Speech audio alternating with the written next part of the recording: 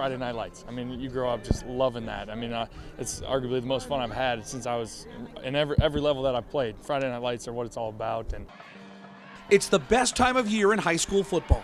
Camden and Pleasantville were only thinking about getting to the sectional championship game.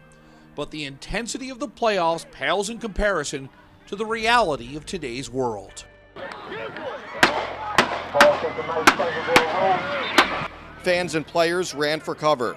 Referees dropped down onto the turf field. Police officers and security guards rushed to the stands to try and sort things out. An ambulance was already at the game, so EMTs were quickly on the scene as well. At least 2 people, including a child, were taken by ambulance. The innocence of high school sports was gone. What we try to teach our boys is, number 1, stay together. Number 2, always be aware of your surroundings, because anything can happen at any time. And it's tragic, man, that it took place the way it did and where it did. And, we still a little shaken up by it. 5 days later, the healing began.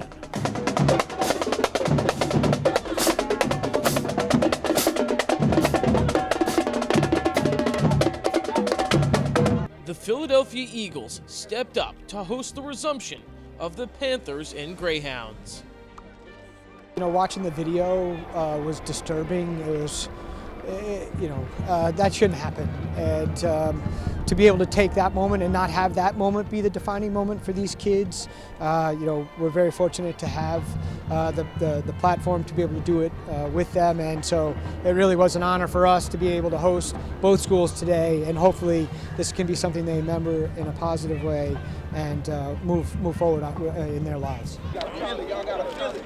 About to happen in a minute. About to happen in a minute.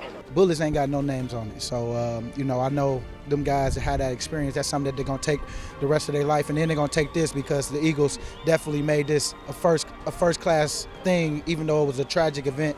It shined a brighter light for these guys and everybody else. Just happy to be here, to be a part of, giving them that opportunity to get back to football, to escape some of that tragedy, and just to be around, the Eagles. Kids trying to play a football game and something like that happened, man, it was definitely important for us to come over and support it. What should have been a celebration and a healing moment took a somber tone prior to kickoff. 10-year-old Micah Tennant, who was shot on Friday night, died earlier in the day. And our heart goes out to the family members and so forth and so on. But I think it's a testimony to the coaches, the staff, that they are able to say, guys, we got to finish the game. Let's do it in the honor of the young man. 2 towns thrusted into the national spotlight from a random act of violence got back to their sanctuary.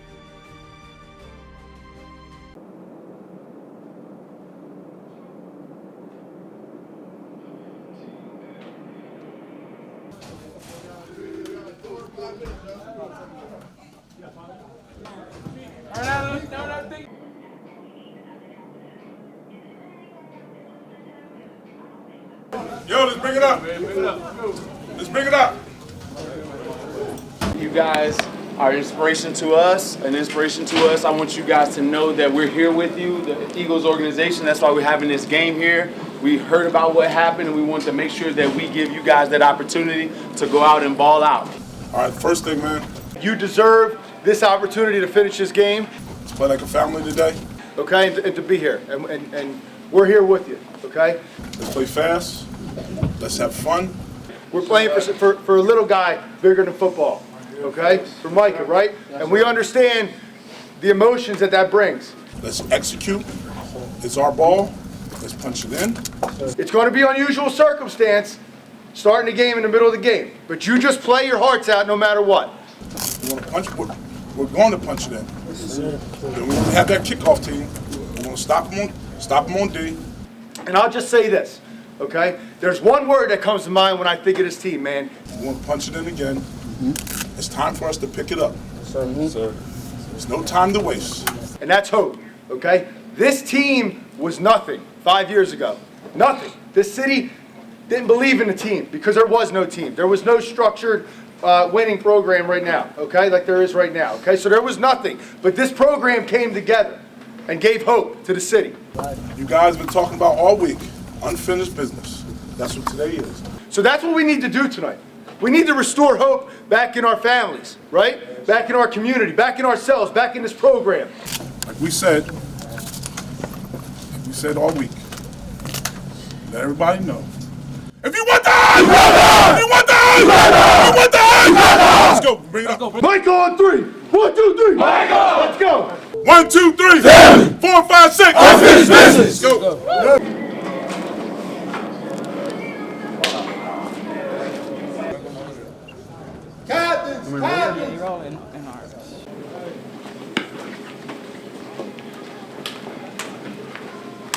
Let's go, fellas. It's time. It's time.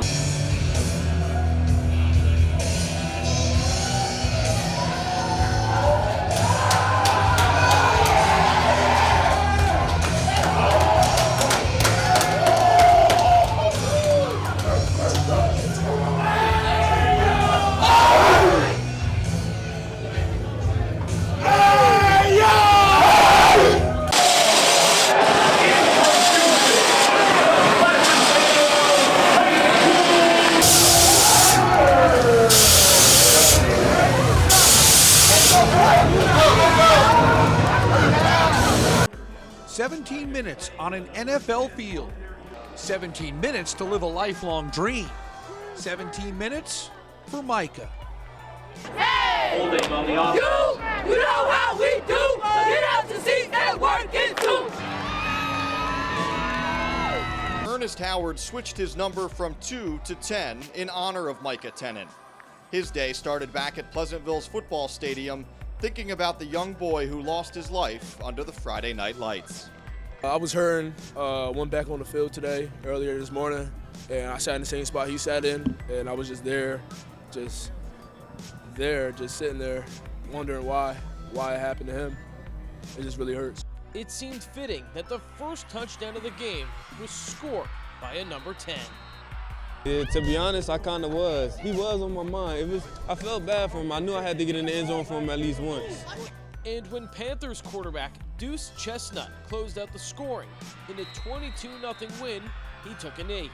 The players never met Micah Tennant, but the bond they formed is undeniable. I never really met him, but he's a 10-year-old that wanted to be a football player, and I was at the same age and all. So for somebody to take that away from him, it's sad. It's sad. Yes, sir. R.I.P. Micah, man.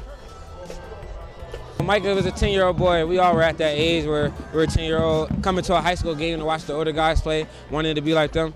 He didn't really deserve that, so it felt good to come out here and get the win for him. The gesture by the Eagles will not be forgotten by two grateful communities. For the two head coaches, the healing has just begun. The sad thing, these kids see this every day. Last year, right before a practice, one of the students got killed right in front of them. And they all showed up to practice like it was nothing happened. So this is something that happens to them. So we got to, like I said, we always say the football field is their safe haven. And then that was taken away the other day. So it's kind of messed them up because for us, we go to Farnham Park. That's our safe haven. That's where they go to make sure that they're straight, nothing's on the street, and everybody's good. Just taking it one day at a time and where they were Friday night to where they are today. I think they're closer together. They're a hell of a bunch of group of kids, man, to coach and be around. And I'm just glad we got one more game with them. Yo, fellas, great job today, man. It really is, man. It's a tough day. Bounce back. We're gonna be in the conference next year. See y'all next year. All right? It's another harbor. Folks, love you, man. Safe.